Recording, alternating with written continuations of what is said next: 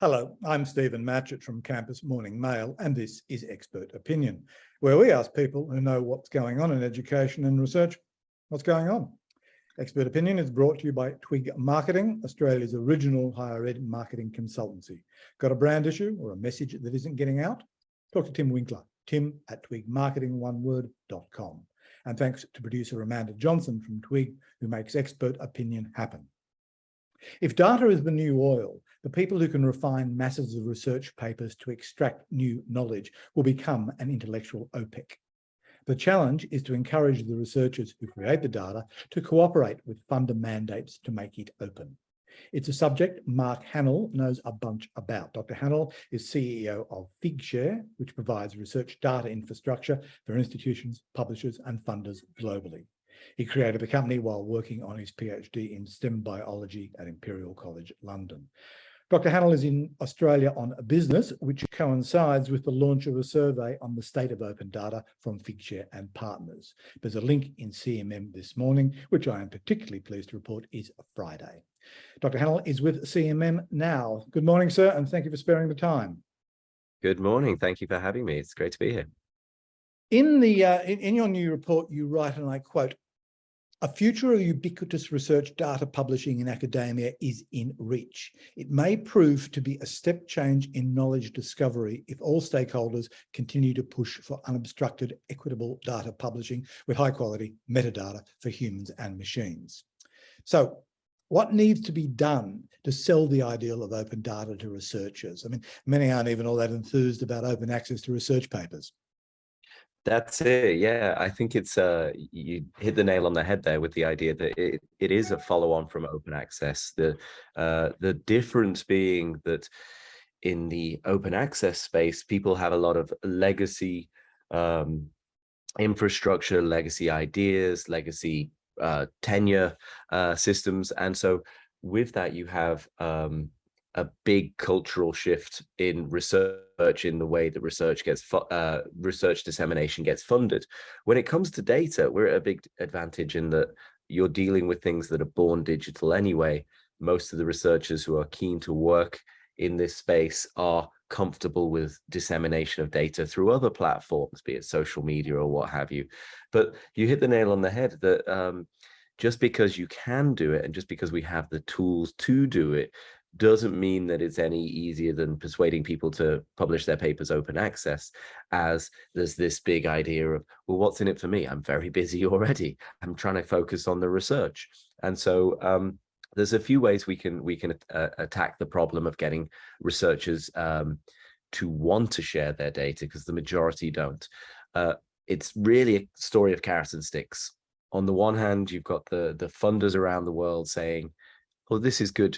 We paid for this research. We want to get the maximum impact from it. We want transparency. We want reproducibility. And then eventually, maybe we can get to that sprinkling of some AI onto the data and finding some new knowledge, accelerating the discovery of knowledge. But the stick side of things doesn't land well with researchers too well. I'm here at Macquarie today to talk to some researchers and hear about their concerns.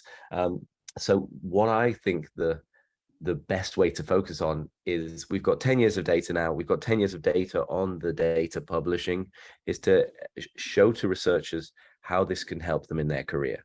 Every researcher wants to advance their career, if not for the prestige, but also for the, they've got to pay their mortgage. And the way they do that is to get more grants, is to get secured funding for their research.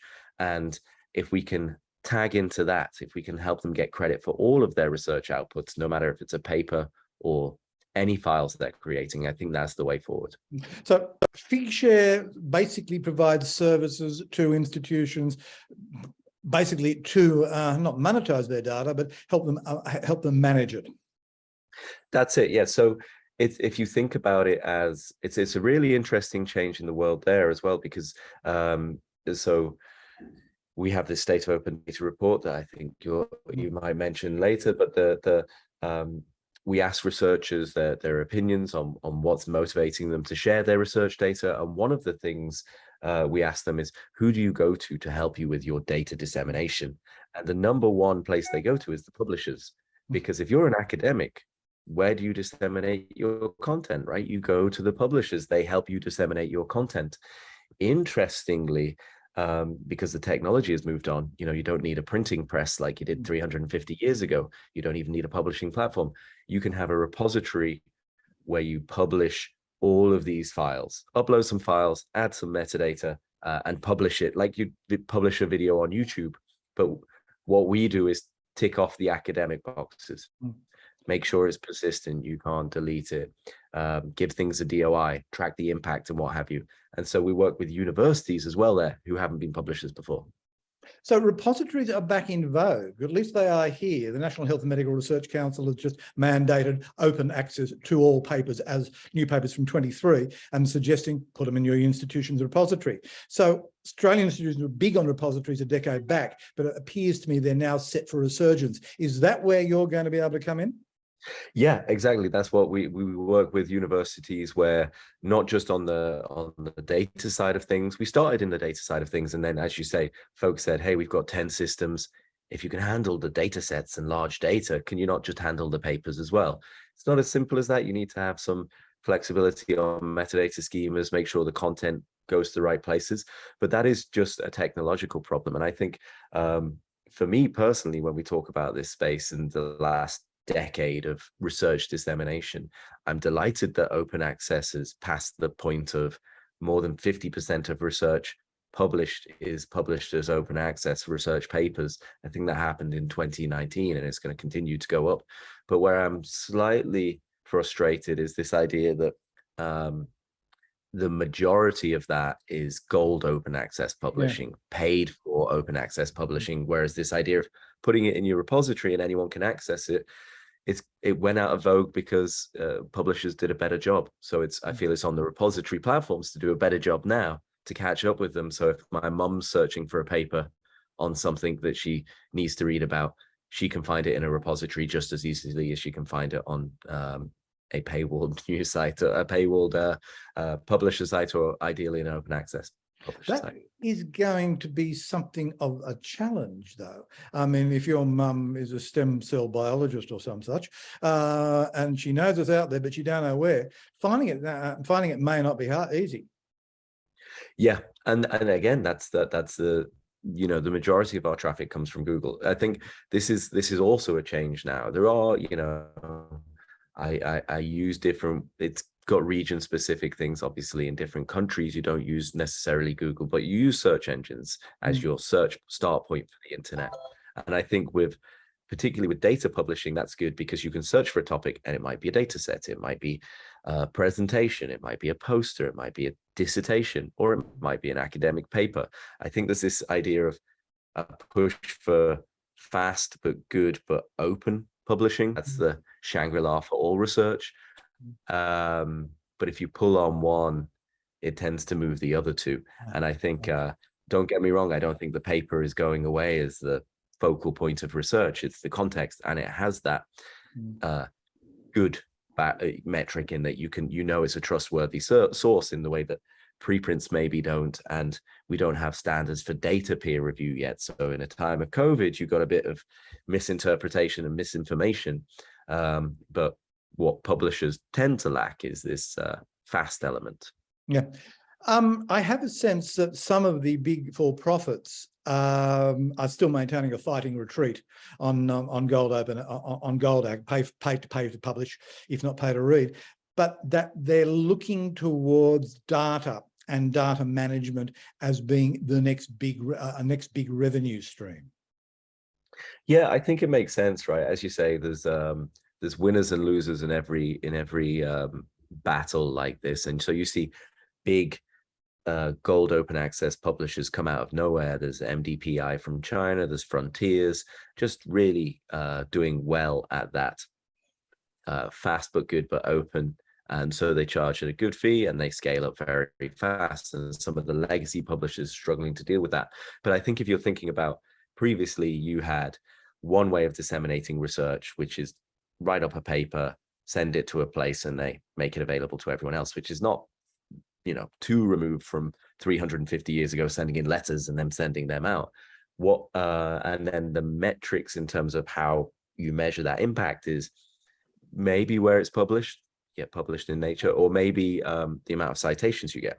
So now we're moving into not just one output, but many outputs of research as everything becomes more computational. If you're a humanities researcher and you've got videos of your dance recitals, that's your research. How do you track the impact of that? And so I think citations for all of these things, other things like alt metrics, which track the conversation around the web. So we've gone from one unit of measurement to lots of outputs and lots of ways of measuring that. And it's a challenge for the funders now to think about, okay, how are we going to reward people going forward in this exponential plethora of information? Yeah, there are some people at Curtin University in Perth who've got a whole bunch of data on that very point. But what about you're a researcher in field X? You need to know what's going on, what's synthesized, and you need the backup data. Are we going to start seeing from publishers, a journal publisher with 100 journals in a broadly defined field, that they're going to start synthesizing access to what's there? Yeah, I think for me, the transparency side of this is a big thing, and the publishers have a great role to play here. You know, they may have got they struggle with this idea that in the last 10 me working in this field, when I talk to researchers, it's that the big ones have such big profit margins, right? It's not that they don't offer a great service, it's the profit margins that's the problem. It's how much value do they put in compared to the value they extract. And so they are in a great position. And as if we want to move from the idea that data is serving a few roles, right? There's the idea that data as a first point is reproducibility, transparency of information. If you have, you know, everybody understands this. If you have the Prime Minister of Australia, Anthony Albanese, comes out and says, "I've won the election." You say, "Okay, well, great, but can we see the counts?" Right? You want to know the data. You wouldn't just trust that as a statement. Yet that's what we have in academia. You write a story and you don't necessarily have the data to back it up. So from a first point of transparency and reproducibility on that level, that's fantastic. And you can see how that would fit with the published article, right? It fits together quite well. So interestingly, on that level, we already know that if you make the data available linked from the paper, if you say, my data is available in a repository, maybe your university repository, and here's the link. On a study of 500,000 PLOS papers, they found 25% increase of citations to the paper. So you can encourage researchers that way, and that's a good thing for publishers to do.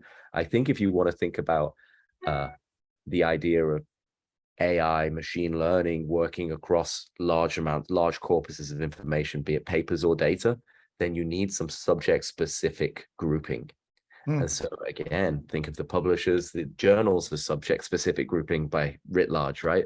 And I think the societies who may have struggled to fit into this new model could also, there's no reason why Society for X ran by researchers couldn't become the data repository with some custom metadata for a certain field.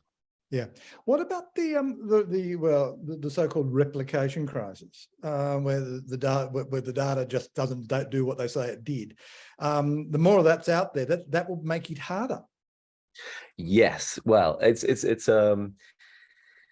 the replication crisis begins if there's no information to back up the paper, right? So if there's no information, if you're just throwing out statements, that's a problem. If you have the data, there's this idea in software and software development called many eyes makes all bugs shallow.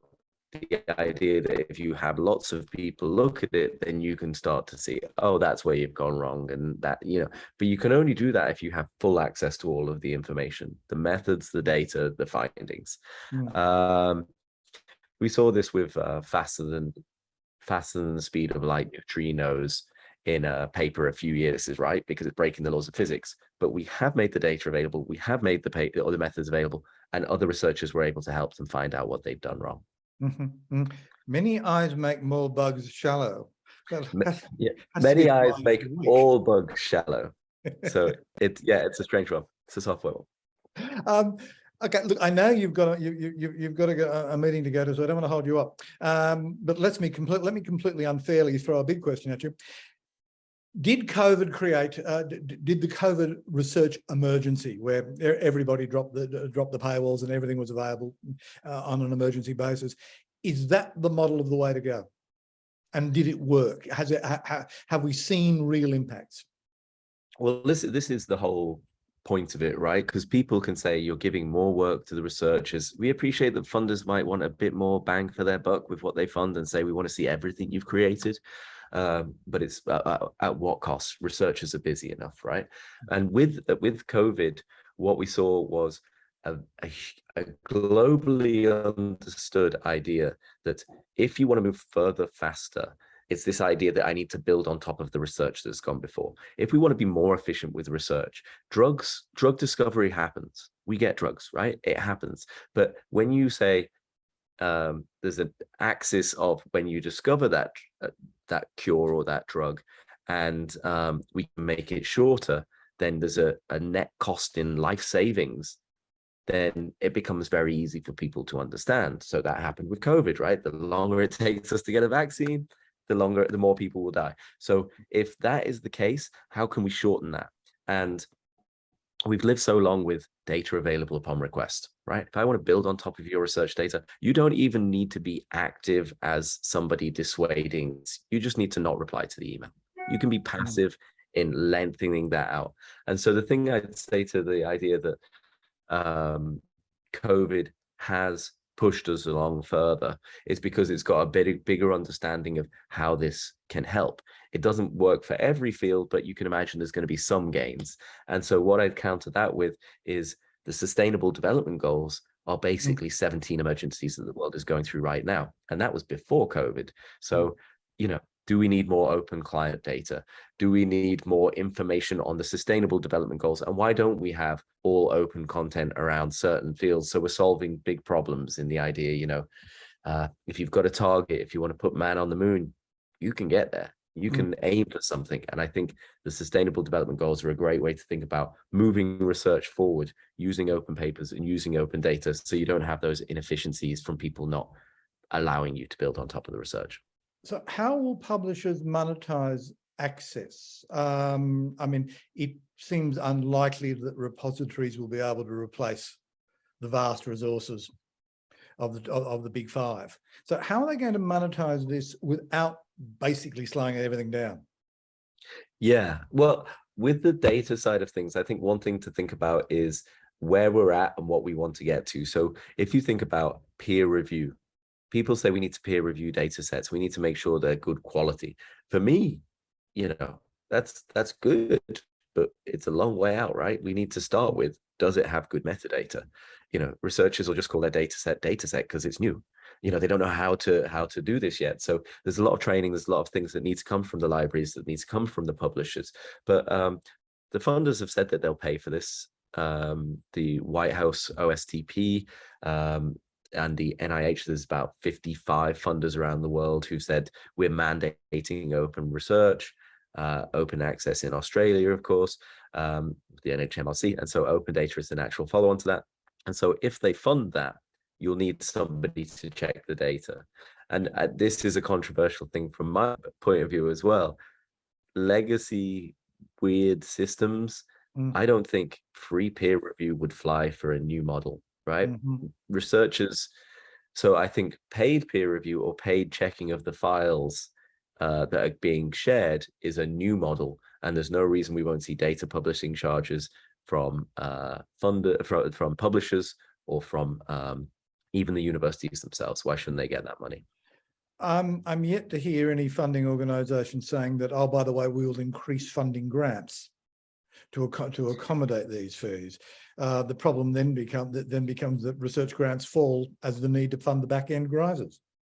Yeah, it's true. I think the NIH in North America, biggest medical funder in the world, is leading the way here. They have a mandate from January 2023. So if you're funded by the NIH, when you publish the paper, you have to publish the data.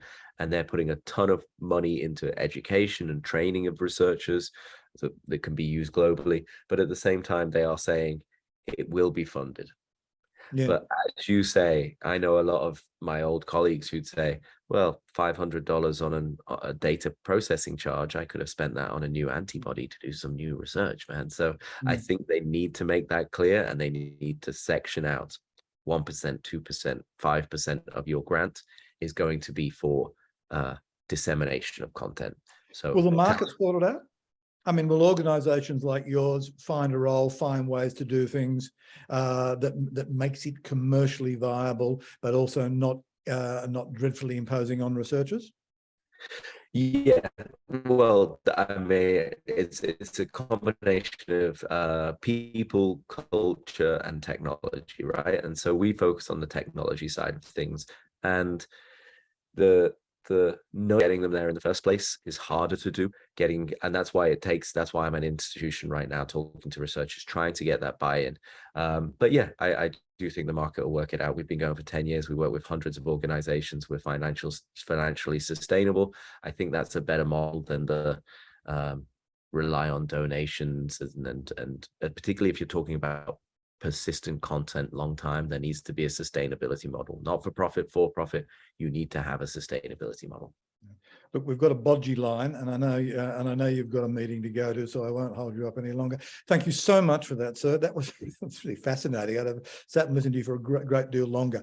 Good luck with the visit. Good luck with the new survey paper that's published today. I hope you'll come and talk to us again. Thanks so much, Stephen. Apologies for the line. Have a great day. Mark Hahnel, bye-bye. That's Campus Morning Mail's Expert Opinion, and we're out.